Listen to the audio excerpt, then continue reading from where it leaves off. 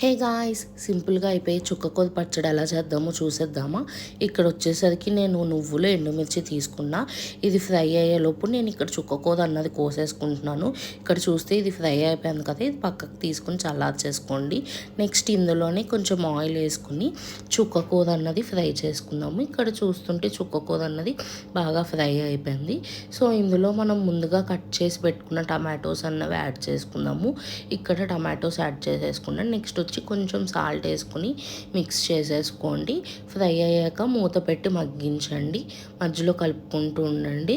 ఇక్కడ వచ్చేసరికి ఇందాకలా నువ్వుల దాంట్లో కొంచెం ఉల్లిపాయ వెల్లుల్లి కూడా వేసుకున్నాను. నెక్స్ట్ వచ్చేసరికి ఇక్కడ పోపు వేసుకుంటున్నాను. పోపులో మనం వెల్లుల్లి కారం చేసి పెట్టుకున్నాం కదా, ఆ వెల్లుల్లి తీసుకొచ్చేసి ఇక్కడ వేసేసుకుందాము. ఇది బాగా ఫ్రై అయిపోవాలి గైస్, పచ్చివాసన పోయేంత వరకు ఫ్రై చేయండి. సో ఇది బాగా ఫ్రై అయిపోయాక మనం ముందుగా పక్కకు తీసుకున్నాం కదా ఆ చుక్కకూర టమాటా, అది తీసుకొచ్చి ఇందులో యాడ్ చేసుకోండి. యాడ్ చేసుకుని బాగా మిక్స్ చేసుకుని ఫ్రై చేయండి. ఆయిల్ అన్నది సెపరేట్ అవుతుంది మనకి, సో అంతవరకు ఫ్రై చేసుకోండి. సో పచ్చివాసన పోయి బాగా ఫ్రై అయిపోతుంది. సో టేస్ట్ కూడా చాలా బాగుంటుంది గైస్, పుల్ల పుల్లగా కారం కారంగా. మీరు కూడా ట్రై చేసి ఎలా ఉందో చెప్పండి. Thank you guys, thanks for watching. Please like, share and subscribe.